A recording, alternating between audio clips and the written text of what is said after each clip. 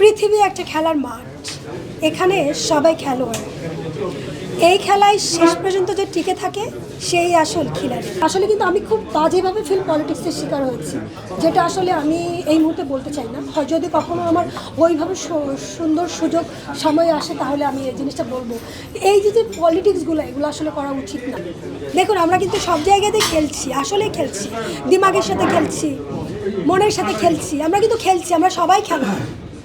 তো ওই জায়গা থেকে আপনি আসলে আপনার জায়গা থেকে আপনি আপনার দিমাগকে আপনি খেলে যে পর্যন্ত আপনি নিয়ে যেতে পারবেন, আপনি আপনার জায়গাতে যদি আসলেই চলে যেতে পারেন তখনই আপনি একজন খেলোয়াড় বা আপনি একজন খেলোয়াড়।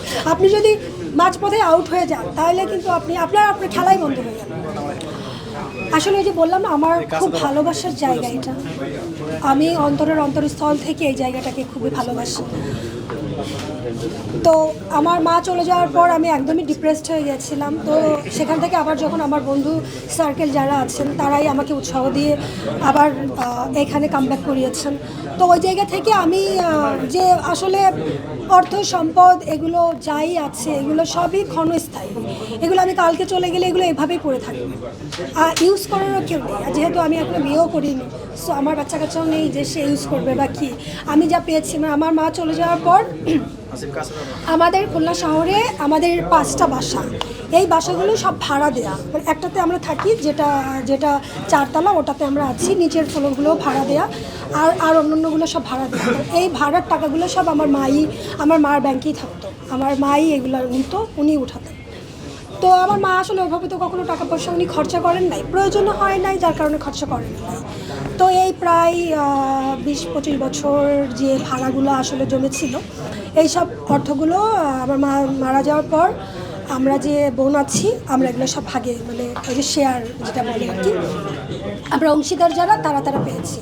তো আমার তো ফিল্মের প্রতি আমার ভালোবাসা, তো আমি আমার যে ভাগের যেগুলো পেয়েছি আমি এগুলো সব এই ফিল্মে ইনভেস্ট করেছি। যেহেতু আমি একটা প্রোডাকশন হাউস খুলেছি, আর যেহেতু আমার ভালোবাসার জায়গা, আমি নায়িকা হব, তো আমি যেহেতু ইনভেস্ট করবো সেটা তো আমি আমার উপরেই করবো। আমি তো আরেকজনের জন্য ইনভেস্ট করবো না। হ্যাঁ, আমি করবো। যখন আমি প্রোডাকশন খুলেছি, যখন আমার আরও 5টা কাজ হবে, আমার আরও 10টা কাজ হবে, সেখানে এখন আমি কাজ করতে গেলে পুরো একটা ইউনিটকে নিয়ে তোমার কাজ করতে হবে। একটা ফিল্ম তো একটা হিরোইনকে দিয়ে হয় না, তাই না? তো এখানে তো আরও 10 জন কাজ করবে, তো আমার সাথে কাজ তো আরও 10 জন করছে। তো আমি আমার ভালোবাসার জায়গাটাও তো আমি পূরণ করছি, আমি আরও 10 জনকে সুযোগও দিচ্ছি, নতুন হিরোকেও সুযোগ দিতে পারছি, নতুন আর্টিস্টদেরকেও সুযোগ দিতে পারছি, এবং আমার ফিল্মে আর নতুন আর্টিস্ট, নতুন হিরোইনও তো আসবে। সব গল্পই যে আমাকে দিয়েই হবে বিষয়টা তো তা না। আপু, আমি 2টা কোশ্চেন করে শেষ করব। প্রথম কোশ্চেন হচ্ছে, আপনি কি আশা করেন এই সিনেমা থেকে কি আপনার টাকা ব্যাক আসবে? আমি প্রথমত এই সময়, এই সময়ে টাকা ব্যাক আসার কোনো সুযোগই নেই। এই চিন্তা, মানে ফার্স্ট আমি নেগেটিভ চিন্তা যে টাকা ব্যাক আসার কোনো সুযোগ নেই। সেকেন্ড, যদি আসে সেটা আল্লাহ পাক আমাকে রহমত দিয়েছেন এবং আমার এই রিজিকটুকু লিখে রেখেছেন, সেই রিজিকটুকু আমার আসছে, এটা আল্লাহ আমাকে দিয়েছেন। যার কারণে এই 2টা চিন্তা আমি মাথায় নিয়ে আমি এই ফিল্মে ইনভেস্ট করেছি।